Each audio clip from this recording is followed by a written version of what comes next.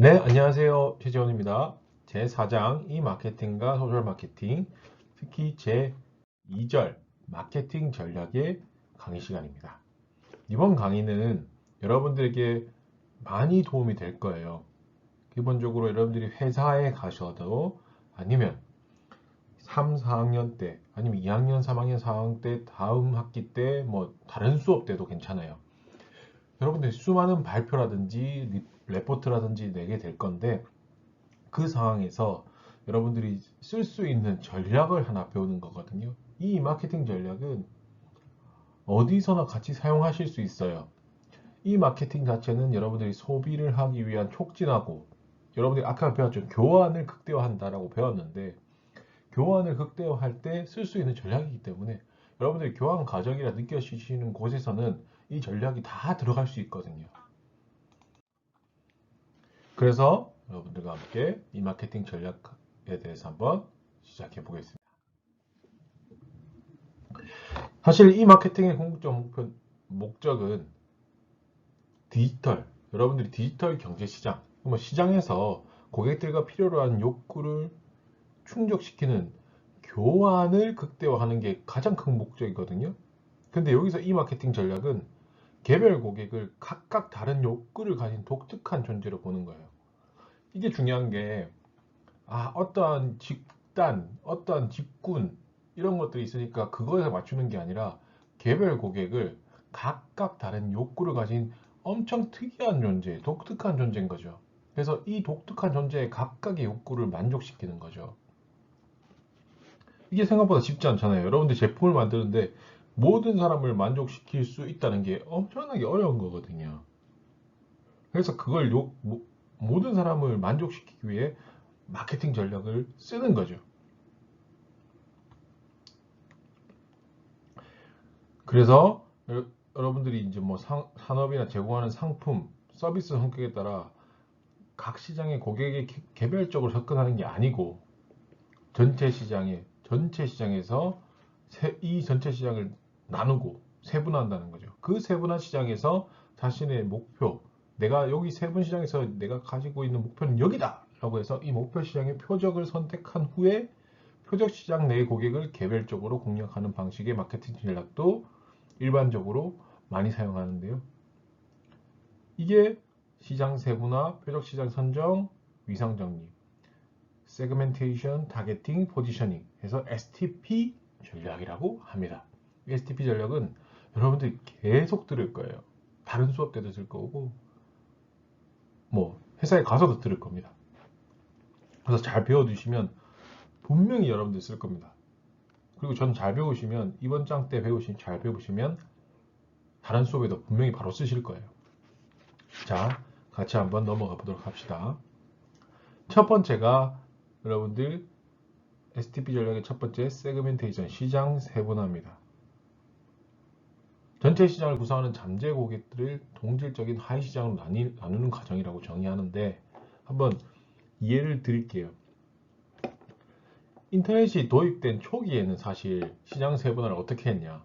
인터넷 사용자 집단을 하나로 동질 집단으로 판단해서 인터넷 사용하는 사람, 안 하는 사람 해서 이분법적으로 적용했다는 거죠. 근데 지금 생각해 보시면 어때요? 인터넷 사용자 수는 작아졌습니까? 많아졌죠. 웹사이트는 엄청나게 더 많아지고 인터넷 사용 용도는 예전에는 그냥 서칭 정도의 용도였다면 지금 너무나 많아졌어요. 그래서 동일한 인터넷 사용자라 하더라도 상호 간에 매우 다른 차이점이 보인다는 거죠. 그래서 여기서 말하는 시장 세분화는 전체 시장을 구성하는 여러 가지 잠재 고객들을 동질적인 하위 시장으로 이 게임을 하시는, 이 쇼핑을 하시는, 이 영상을 보시는 사람의 고객들을 동질적으로 여러 가지 변수를 해서 하위 시장을 나눠서 계속 이 하위 시장을 나누는 과정을 의미하는 거죠. 그래서 이 소비자들은 다양한 욕구, 개성, 행동 이런 것들을 기준으로 전체 시장에서 비슷한 욕구를 가지고 있는 소비자를 찾아내는 거죠. 이 사람은 이런 개성을 가진 사람들은 이런 걸 좋아하더라. 이런 행동을 하는 사람들은 이런 걸 좋아하더라. 이런 걸 찾아내는 거죠. 그걸 이제 소비자 찾아내서 동질적인 부분 시장으로 분류하는 거죠. 그래서 차별화된 소비자 욕구 충족을 하고 더불어서 마케팅 비용도 절감하기 위해서 하는 과정이에요. 하지만은 소비자 욕구를 세분화하면 할수록 이를 충족하기 위해서 비용은 들까요, 안 들까요? 더 들겠죠. 패션에서 뭐 가슴에 문장 달린 옷을 좋아한 이런 사람들은 가슴에 문장 달린 옷을 좋아하더라. 그럼 문장을 더 달아야 되는 거잖아요. 근데 다른데 그냥 들어요? 돈이 든다는 거죠. 그래서 소비자 욕구를 세분화하면 세분화할수록 비용이 더 증가하게 되는 거고, 이 세분화에 따른 경제성을 고려를 해야 돼요. 어디까지 내가 세분화를 해야 될까? 그래서 이 시장 세분화는 사용자가 필요로 하는 것에 초점을 맞추기 위해서 마케팅 노력을 합리적이고 엄청 적합하게 조정한 거예요. 또 자사의 제품을 차별화해서 시장 기회를 찾을 때, 그러니까 이 시장 같은 제품이지만 다른 시장에 갈 수도 있고, 아 내가 이 시장에 들어가면서 대박 나겠다, 없는 시장을 찾을 수도 있고, 그래서 이 고객 동질성에 따라 시장을 확인하고 구분하는 마케팅 활동입니다. 즉 시장 세분화란 기본적인 목적은 기업의 투자 효율성을 높이는 거기도 하지만 시장에 있는 특정 고객 집단에게 경쟁자들한테보다 더 나은 고객 만족을 제공하기 위해서 고객 지향적 마케팅을 전략을 수립하는 거죠. 두 가지 목적이라는 거죠. 고객 지향적 마케팅 전략을 수립하고 기업 입장에서는 투자 효율성도 높이고 라는 거죠. 그래서 이 시장 세분화를 위해 절차가 있어요. 이 시장 세분화를 하는 순서가 있단 말이죠. 네, 절차는 세 가지로 구성되어 있는데, 목표를 설정하고 시장 세분화 변수를 결정하고 그리고 세분시장 특성을 파악하는 순으로 이루어집니다. 첫 번째, 시장 세분화의 목표를 설정하는 일은 어떠한 제품을 대상으로 할 건지, 그리고 지역과 시간적인 범위를 어떻게 포괄할 건지, 그리고 시장 세분화가 신제품 개발의 기회를 찾기 위해서 하는 건지, 아니면 우리가 새로운 시장을 찾아서 제품을 개발할 건지, 그리고 그런 것들을 문제를 다 고려하고 다 확인해서 구체적이고 명확한 시장 세분화 목표를 설정해야 한다는 게 시장 세분화 목표 설정 단계입니다.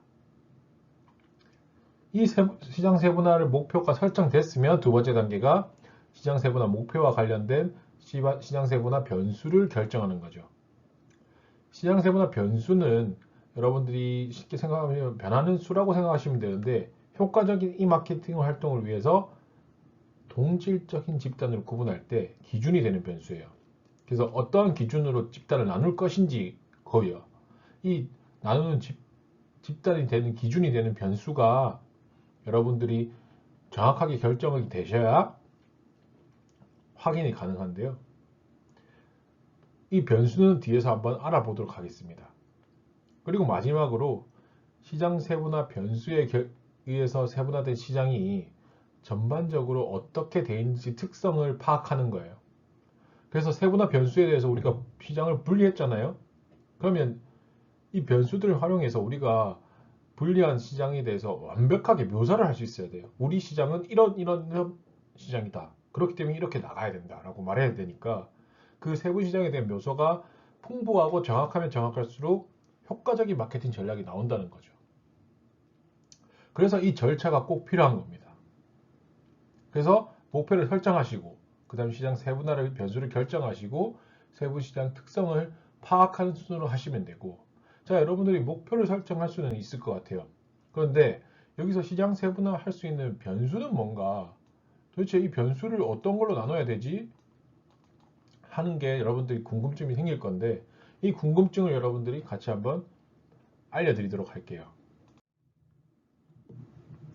자, 대부분 여러분들이 뭐 어떤 시장을 나눈다라고 생각하시면 제일 먼저 떠오르는 게 인구 통계학적 변수예요. 인구 통계학적 변수라는 건 쉽게 생각해 보시면 나이, 성별, 직업, 소득, 교육 수준 이런 거 말하는 거예요. 그래서 이게 소비자의 개인 특성이거든요. 그래서 이 개인 특성을 나타내는 변수고 인구 통계학적 변수는 측정하기 쉬울까요? 어려울까요? 여러분들 나이 측정하기 어려워요? 쉽다는 거죠. 그래서 이 변수를 측정하기 쉽기 때문에 통계 자료를 이용해서 우리 세분시장 크기도 확정하기가 너무 쉬운 거예요. 그래서 일반적으로 많이 사용되는 거고,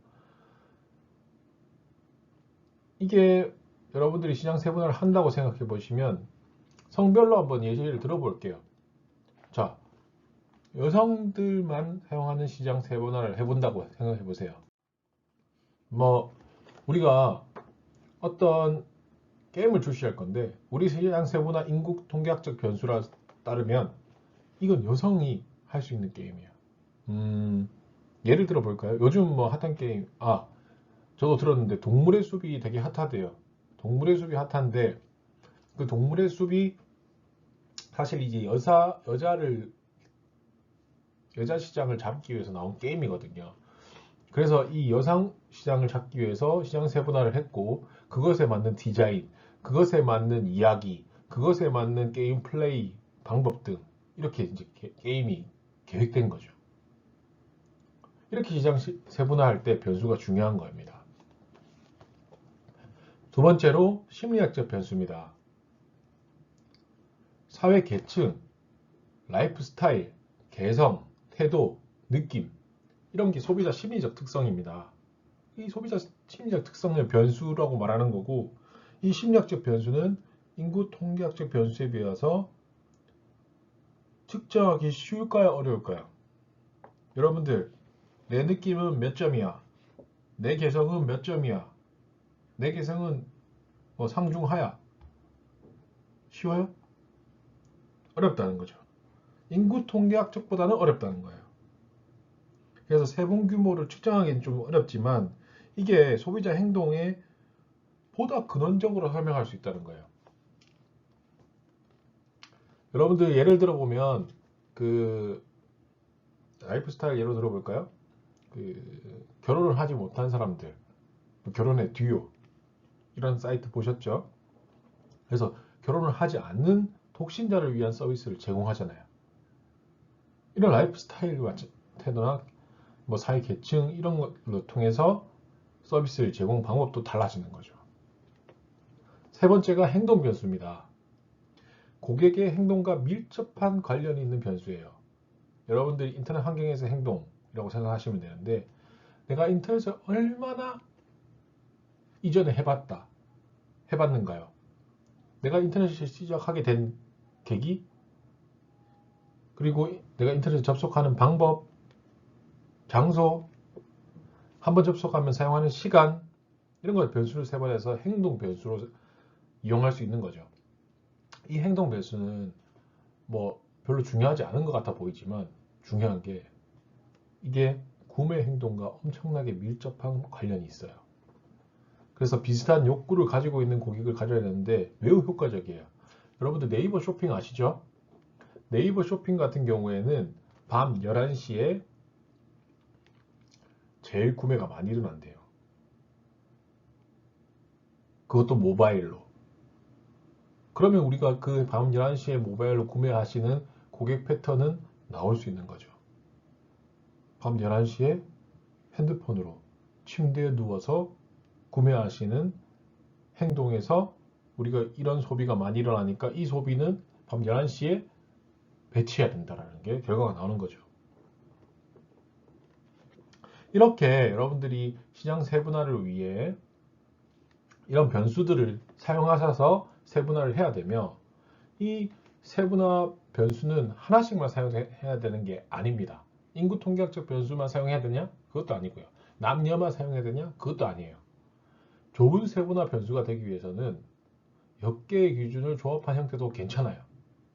그래서 이 세분화된 변수를 좋게 만들려면 첫 번째가 소비자 행동을 잘 대표해 줄 수 있는 변수여야 돼요. 이 소비자들은 무조건 이러한 변수에는 정확하게 시장 세분화가 될 수 있다 라는 거죠. 두 번째가 동일 세분 집단은 최대한 동질적이어야 되고, 뭐 이건 뻔한 말이죠. 세분 집단은 최대한 이질적으로 해줘야 돼요. 여러분들 두 집단을 세분화했는데 그 세분화 집단의 소비 상태가 비슷해요. 그럼 잘된 세분화일까요? 아니라는 거죠. 그리고 세 번째로 측정하기 쉽고 그 특성을 이해하기 쉬워야 돼요. 누가 봐도 이 특성은, 이 소비자 집단은 이런 특성을 가졌구나라고 이해할 수 있어야 되고, 그리고 우리가 정한 변수들이 어떠한 방식으로 측정될 건지도 정확하게 우리가 이야기해 줄 수 있어야 돼요. 그래서 이런 시장 세분화가 매우 중요합니다. 여러분들 시장 세분화를 해본 사람과 안 해본 사람은 엄청나게 그 소비자를 이해하는 범위가 달라질 거거든요. 그래서 여러분들 다음 발표나 여러분들 다음 수업에, 다른 수업에서도 시장을 세분화해서 제가 이렇게 표적 시장을 선정했다. 그리고 그 선정한 표적 시장에 따라 우리 위치는 이렇게 만들었다라고 하시면 너무나 멋진 발표가 될 거예요. 그래서 첫 번째 단계가 시장 세분화라는 거죠. 자, 두 번째 표적 시장 선정입니다. 시장 세분화가 끝나고 나면 여러분들 시장에 대해서 정확하게 묘사할 수 있고, 묘사한 시장을 우리가 정확하게 이해할 수 있는 수준이 되면 우리는 표적 시장을 선정해야 됩니다. 일반적으로 시장이라는 것은 제품이나 서비스를 교환하기 위해서 구매자가 판매자나 다 모여있는 장소예요. 맞잖아요. 그래서 마케팅 측면에서 어떤 제품이나 서비스 이런 것들을 실제적, 잠재적 고객을 의미하는 거죠. 시장이라는 거는. 그러나 효과적인 마케팅을 위해서 모든 고객을 동일하게 생각하는 것이 아니라 어떻게 하는지 특성별로 분류하고 체계화시켜 접근하는 방법이 필요하고, 모든 고객이 동일한 게 아니잖아요. 우리 시장 세분화에서도 모든 고객을 동일하게 보지 않고 세분화하죠. 그리고 우리는 어떠한 고객을 대상으로 할 것인지 범위를 찾는다는 거죠. 세분화된 시장에서도 우리는 이런 고객을 범위로 잡겠다. 타겟으로 잡겠다. 그래서 어떠한 고객을 대상으로 할 건가 범위를 설정함으로 인해서 고객을 또 분류한다는 거죠. 그래서 이게 효과적인 시장 공략 방법을 찾을 수 있다는 거죠. 그게 바로 표적시장 선정이에요. 그래, 표적시장 선정이라고 생각해 보시면 가능한 세분시장 중에서, 그 세분시장 중에서, 우리가 나눈 세분시장 중에서 기업이 표적으로 하여 마케팅 활동을 수행한다는 거죠. 그래서 고객은 물론 기업이 가장 유리한 성과를 제공해주는 매력적인 시장인 거예요. 표적시장을 선정한다는 것은 시장 세분화 분석을 통해 얻어진 자료를 해서 목표로 하는 시장, 즉 얼마나 많은 시장, 어느 시장을 어떻게 접근할 것인가에 결정하는 전략 과정인 거죠. 그래서 시장 세분화된 시장에서 우리가 어떤 세분화된 시장에서 어떤 시장으로 갈 건지, 아니면 얼마나 많은 시장을 결정할 건지, 그걸 전략을 결정하는 과정인 거예요. 그래서 표적시장 선정도 여러분들이 세분화된 시장에서 표적시장 선정을 하게 되는데, 시장 세분화를 하고 나면 그래서 두 번째로 이 타겟팅이 진행되는 겁니다. 자, 이런 표적시장 선정은 기준이 있어요. 그냥 막 하는 게 아니죠. 그냥 내 마음에 드니까 여기 해야 되겠다 라는 게 아니에요. 그래서 어떻게 우리가 이 표적시장을 선정해야 되는지도 기준이 있다는 거죠. 뭐가 제일 중요하냐면, 가장 중요한 사항은 얼마나 많은 세분시장을 관리할 것인가예요. 와, 어떤 세분시장에 초점을 맞출 것인가예요.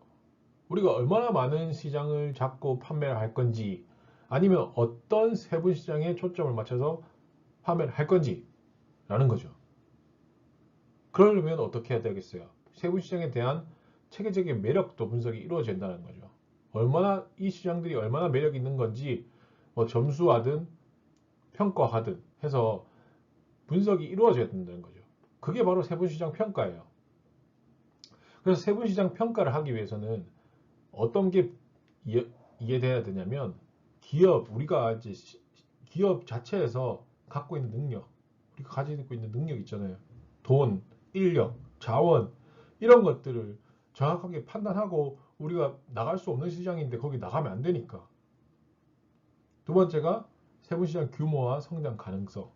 세분시장 규모가 얼마나 크고 이 규모에서 얼만큼 성장할 건지를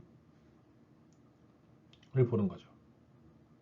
그래서 경쟁 현황의 세 가지 측면을 종합적으로 고려했을 때 올바른 매력도 분석이 가능하다는 거죠. 어떤 거냐 하면 첫 번째가 기업의 경영 목표, 인적 자원, 재무 자원, 기술 자원 이런 것들을 능력을 고려한다는 거죠. 우리 기업에 대한 이해를 정확하게 하고 있어야 된다는 거예요.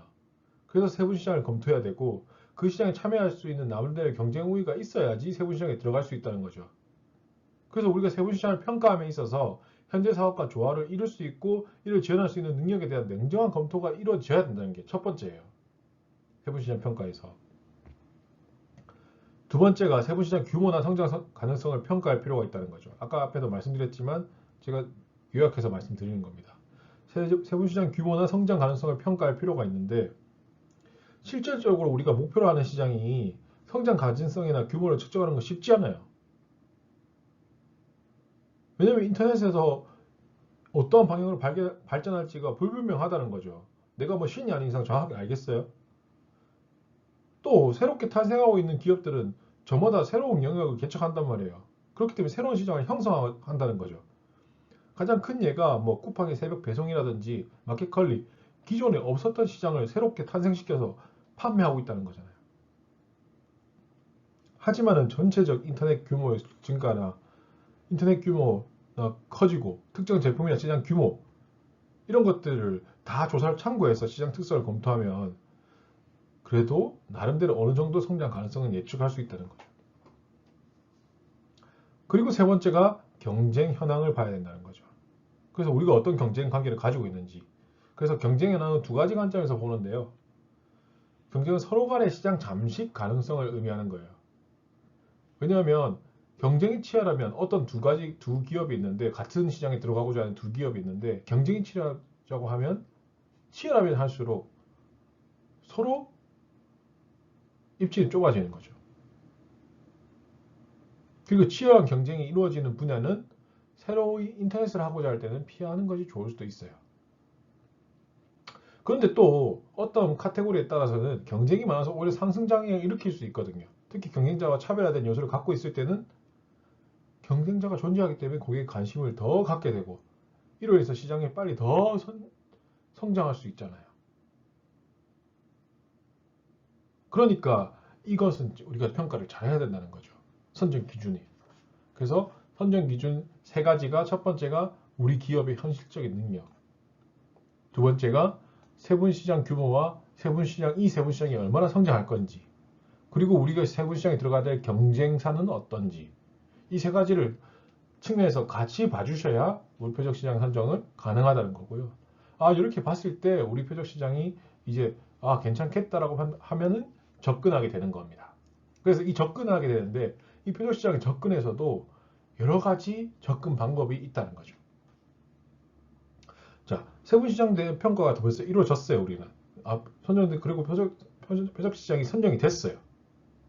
그럼 어떤 방식으로 접근해야 될지, 어떤 게 제일 좋을지, 그 제일 좋은 걸로 접근해야지 우리도 비용도 아끼고 효과적이잖아요. 효율적이고.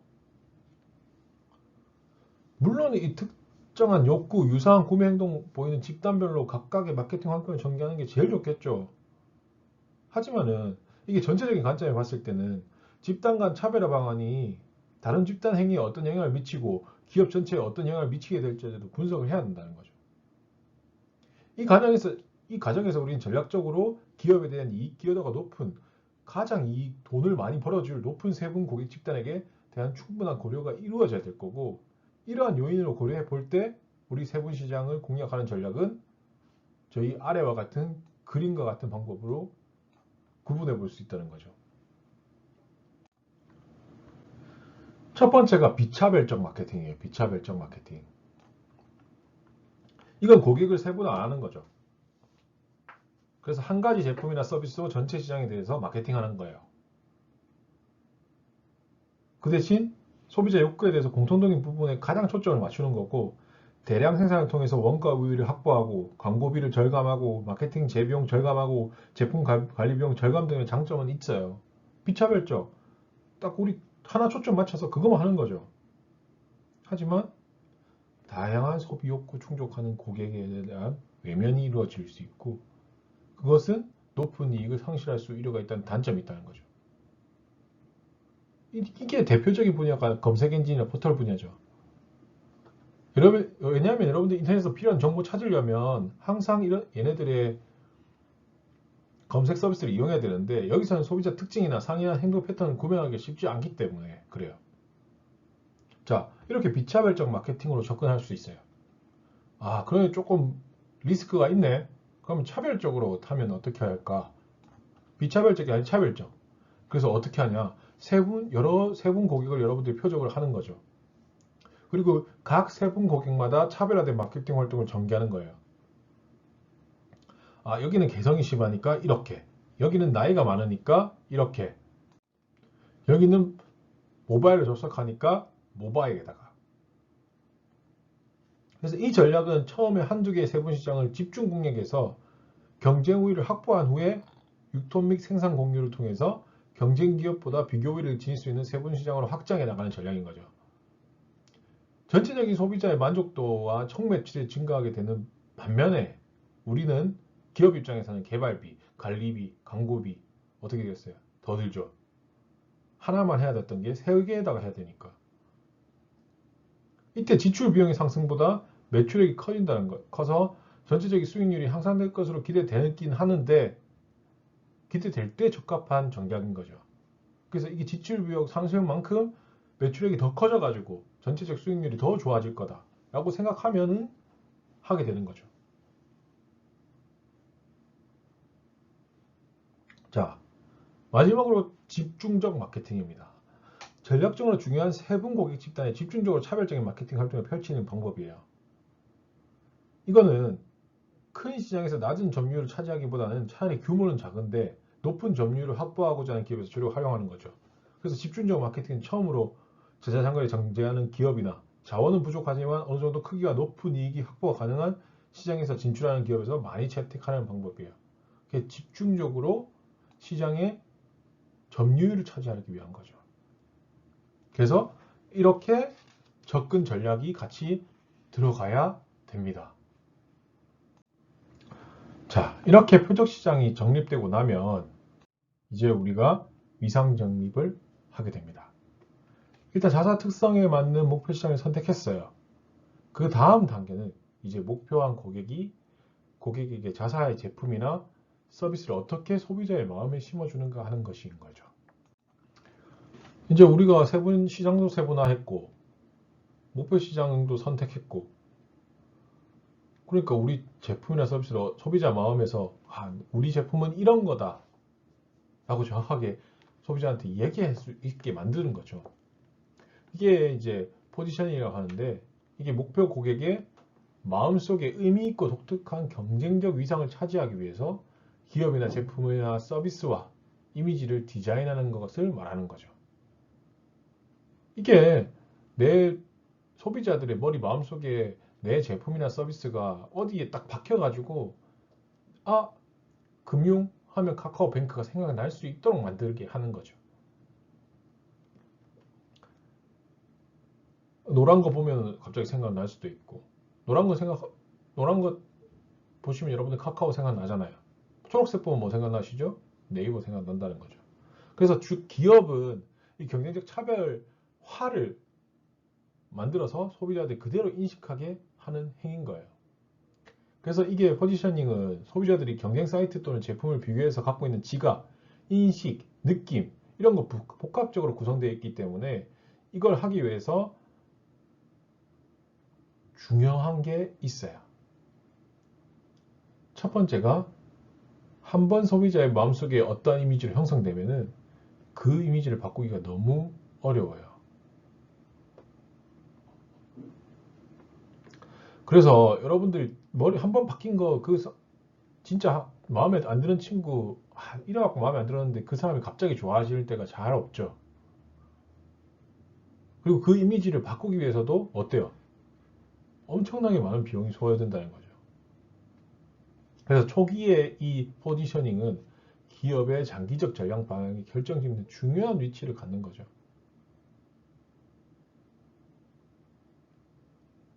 두 번째는 인터넷상에서 웹사이트를 옮겨 다니는 데는 나는 전환 비용이 매우 낮다고 했잖아요. 앞에서. 웹사이트 여러분이 옮길 때 직접 상점 옮기는 것보다 훨씬 더 쉽죠. 그래서 전환 비용이 매우 낮아요. 그렇기 때문에 소비자 마음속에 자사의 제품이나 서비스에 대한 확실한 차별적 차이점 매김이 없으면 중요성이 더 중요하다는 거죠. 이게.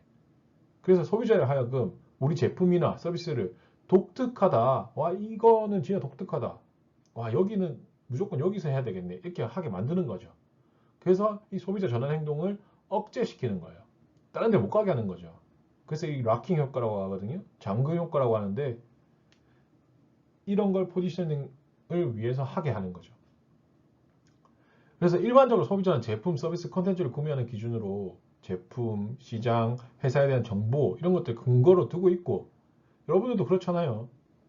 뭐 삼성인지 애플인지 이런 거 근거를 보시죠. 그리고 소비자와 커뮤니케이션을 통해서 자사 제품과 경쟁 제품 간의 차별적인 요소를 부각시켜 가지고 자사의 긍정적인 이미지를 확고히 구축하는 거죠. 이 긍정적인 이미지는 나중에 향후에 수립되는 광고 전략도 연계되고 기업의 매출 전략, 장기 전략에 다 연결되는 겁니다. 그래서 이 포지셔닝이 매우 중요하고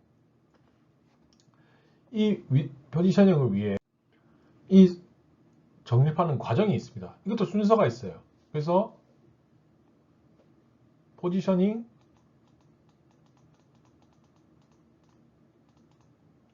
선정 과정이에요. 그래서 첫 번째는 경쟁 제품과 차별화해서 우리가 고객들 마음속에 자사 제품을 각인시키는 거죠. 그래서 그걸 하기 위해서는 첫 번째로 표적 시장 내에서 뭘 먼저 하겠다겠어요. 경쟁 제품과 자사 제품이 차지하는 제품 속성을 평가해서 경쟁 구조를 파악하는 거죠. 도대체 다른 제품과 우리 제품은 어떤 게 다른 거지? 우리 카테고리 내에서. 두 번째는 자사 제품이 경쟁사의 제품에 비해 상대적으로 표적 고객의 욕구를 만족시키는지 만족시키는지 봐야죠. 세 번째, 잠재 고객의 욕구를 파악해가지고 아직 그 안 산 사람도 있을 거고 숨어 있는 사람도 있을 거니까 이 욕구 파악 포지셔닝을 파악해야 되는 거죠. 도대체 어떻게 하면 이 사람들이 살까? 어떤 서비스를 더 넣으면 살까? 이런 것들이 있는 거죠. 네 번째가 결정된 제품의 최종의 포지셔닝을 효과적으로 달성하기 위해서 적합한 마케팅 믹스 전략을 실행한다는 겁니다. 마케팅 믹스는 다음 시간에 배우게 될 거예요. 어떻게 믹스라는 게 어떤 거고 어떻게 실행하게 될 건지. 그래서 포지셔닝에 선정하는 순서가 이렇게 되고 여러분들이 포지셔닝을 한다면 이런 순서로 파악을 하셔서 준비를 하셔야 돼요. 자, 이 포지셔닝에도 유형이 많아요. 여러 가지 유형이 있는데 첫 번째가 이제 제품 속성에 의한 유형이고 이게 기업 자신의 제품 속성이나 특성을 내세우는 거죠. 가장 쉬운 방법이에요. 뭐 쉽게 생각하시면 야후, 포털 사이트라는 제품 자체가 없었을 때 이런 속성을 내시해서 제일 처음 나왔다는 거죠. 두 번째가 제품 사용자에 의한 위상적 포지셔닝이에요. 사용자, 제품을 사용하는 사용자. 그래서 특정 사용자 집단 표적을 해서 만들어진 최적기감심을 강조하기 위해서 포지셔닝하는 거죠. 기존에 뭐 쉽게 생각하시면 델이라는 거죠. 자사의 컴퓨터가 맞춤화, 개인화를 통해서 너한테 가장 맞는 거를 제공해 준다는 걸 책으로 강조하고 있고 너희 사용자에 대해서 우리 제품은 이런 너희 사용자에 대해서 최고의 제품과 개인화를 이렇게 딱 맞춰준다라고 포지션을 잡고 있는 거죠. 세 번째가 편익을 위한 위상 정립이에요. 여러분들이 소비자라 봤을 때 웹사이트를 방문하고 컨텐츠를 이용하는 것은 그 행동을 통해서 얻고자 하는 게 있기 때문이죠. 그게 편익이란 거고 이 얻고자 하는 게 이거다라는 걸 정확하게 보여주는 거죠. 그래서 보시면 네이트닷컴의 전에 라이코스라고 있었거든요. 네이트닷컴 변경하기 전에 이게 코믹적으로 광고하기 위해서 즐겁지 않으면 인터넷이 아니다. 그래서 엔터테인먼트적 편익을 강조해서 광고를 하게 됐다는 거죠. 네 번째가 경쟁 제품을 위한 위상 정립입니다. 경쟁 제품을 이용해서 우리는 위상을 정립하는데 많이 보실 거예요. 뭐 아이폰이나 갤럭시 하실 때 많이 보실 거예요. 경쟁 사이트나 경쟁 사이트가 제공하는 컨텐츠에 비해 우리가 경쟁 제품에 비해 컨텐츠에 비해 우월한 점, 우린 카메라가 뛰어나, 우린 디자인이 뛰어나, 이거를 고객이 가치 있게 느낄 수 있는 요소를 발견하고 이들 요소를 다른 사이트의 경우 어떻게 제공하고 있는지 조사해가지고 그걸 더 극대화시켜서 보여주는 거죠. 그게 경쟁 제품에 대한 위상 정립이고요. 그리고 다섯 번째가 제품 범주에 의한 위상 정립이에요. 제품 범주. 자사 제품의 대체성이 있는 다른 제품 범주와 연관시켜서 포지셔닝 하는 거죠. 그래서 다른 제품 범주를 사용하는 사람들이 제품 전환을 슬쩍 유도하는 거예요. 뭐 이베이 같이 경매 분야 범주를 아예 다 우리가 가져가 버리거나 온라인에서 아마존은 사실 인터넷 서점 분야에서 우리 책 서점에서 선두자를 인식되었기 때문에 우리 범주에서는 아마존이다라고 되는 거죠.